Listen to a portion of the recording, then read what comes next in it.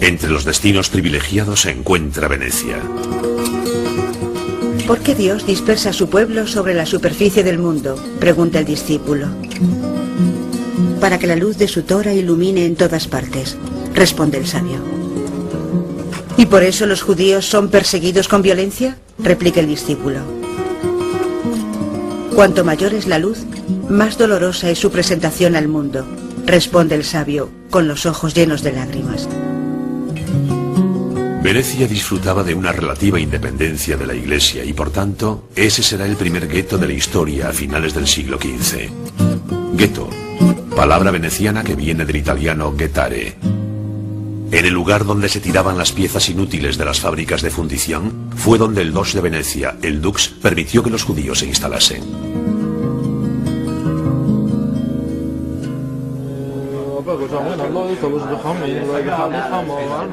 Venecia se convierte así en un verdadero vivero de talmudistas.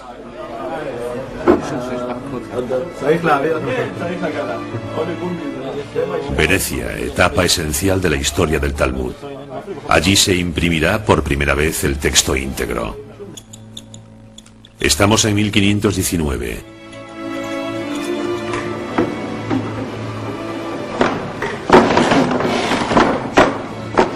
El Vaticano, que proscribía el Talmud en toda Italia, so pena de sufrir los rigores de la Inquisición, no pudo evitar que el Doge autorizara la impresión de libros judíos en su territorio. Fue en las prensas del impresor cristiano Daniel Bombert donde página tras página se llevó a cabo una de las empresas más colosales de la historia de la imprenta. Más de 10.000 páginas, examinadas a lupa por equipos de eminentes talmudistas, conscientes de estar realizando una obra única, tan importante como inesperada.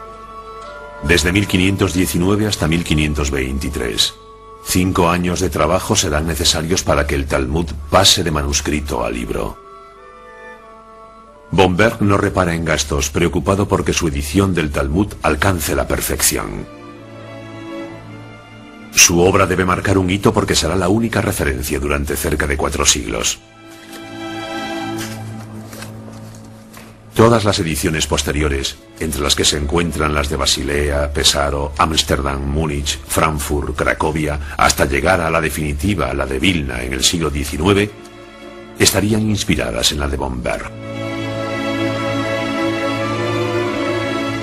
El trabajo de orfebrería de que hizo gala Bombert conformará para el resto de los tiempos la fisonomía de las páginas del Talmud, dotándole de ese aspecto a la vez sobrio, simple, minimalista, sin la más mínima floritura, yendo al corazón del texto, siguiendo una geometría muy particular. La edición de Bombert establece la paginación. El texto de la Mishnah y de la Gemara ocupa el centro de cada pliego con una letra cuadrada, alrededor del que se reparten las glosas de Rashi y las de sus alumnos en caracteres semicursivos. Con Bombert, el Talmud se convierte en una obra de arte del siglo XVI. Sin embargo, la institución de la censura por el Vaticano obliga a Bombert a poner fin a su actividad y a dejar Venecia en 1546. La Iglesia, que no podía criticar la Biblia sin criticarse a sí misma, ataca al Talmud. A sus ojos los judíos ya no son el pueblo de la Biblia, sino el pueblo del Talmud, que cultiva un espíritu anticristiano, un espíritu diabólico. Más adelante se comprobó que todos los argumentos que la Iglesia presentó contra el Talmud y su contenido carecían de fundamento.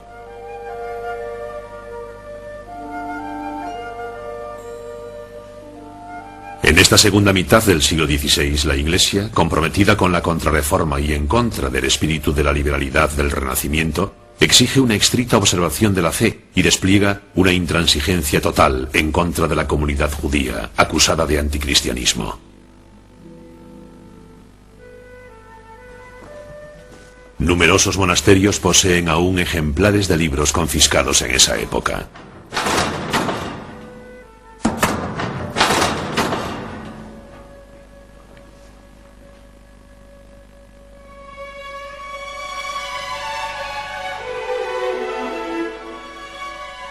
Los libros judíos siempre han enfurecido a la Iglesia.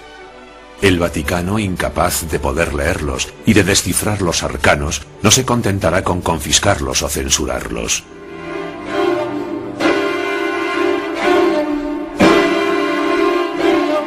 En 1553, el Vaticano vuelve a emitir la orden de arrojar los libros judíos a las llamas. Se registran todas las casas judías de Roma, y en el Campo di Fiori tiene lugar el auto de fe. Estamos en el 9 de septiembre de 1553, Rosh Hashanah, día del nuevo año judío. Algunas semanas más tarde, en Venecia, un día de Sabbat, el 21 de octubre, en la plaza de San Marcos, y según palabras del nuncio del Papa, un buen fuego pone fin a lo blasfemo. Se quemaron más de 1 millar de Talmud. La historia del Talmud también es la historia de las dificultades que tuvo que superar el texto para seguir existiendo. 50 años más tarde, el Talmud renacería de nuevo de sus cenizas.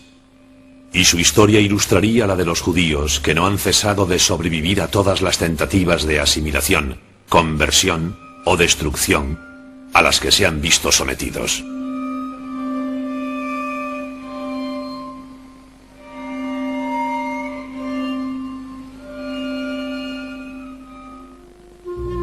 Sí, el negro ve un blanco que se cree negro, pero ese negro se cree blanco sin sospechar que el blanco se crea negro. Pero, ¿un blanco que se cree negro es más blanco que un blanco que se cree blanco?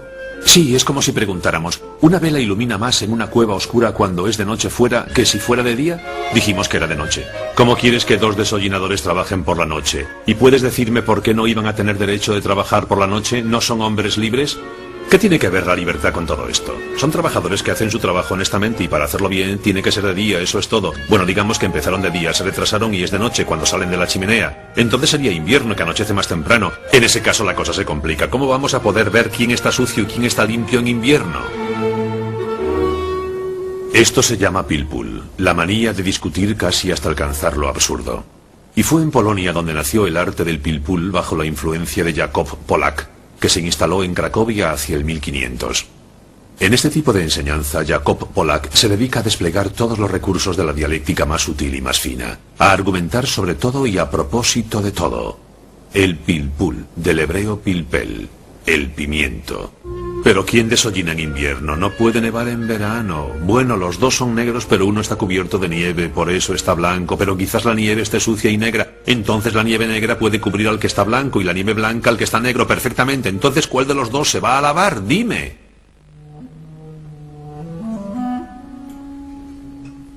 Pero el pilpul tuvo sus detractores. En Vilna, la Jerusalén del norte, vivía un sabio talmudista, Eliyahu Kramer, nacido en 1720, fallecido en 1797, a quien veneran todavía hoy los judíos de Lituania, y de todas partes bajo el nombre de Gaón, genio.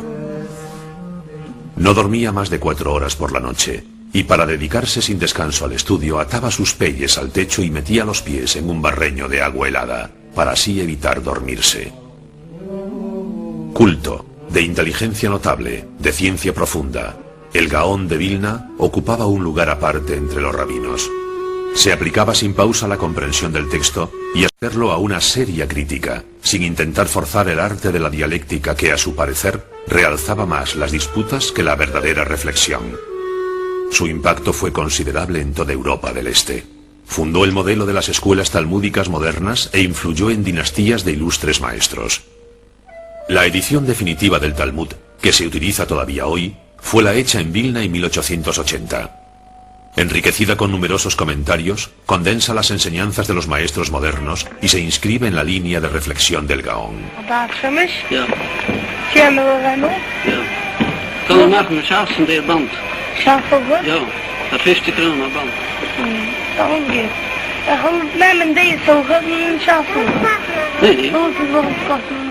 Desde entonces, todos los estudiantes disponen de una herramienta de trabajo mucho mejor que las que disponían las generaciones anteriores. Desde Polonia hasta Austria, desde Hungría hasta Italia, desde España hasta Inglaterra, desde Alemania hasta Francia, desde Lituania hasta Ucrania. Podemos decir que no hay ni un rincón de Europa que no haya participado en la invención del Talmud. De ese modo y durante más de 8 siglos, el Talmud vive en Europa. Tanto en la Europa de los pueblos y de los guetos, como en la de las capitales y principales centros de la vida intelectual.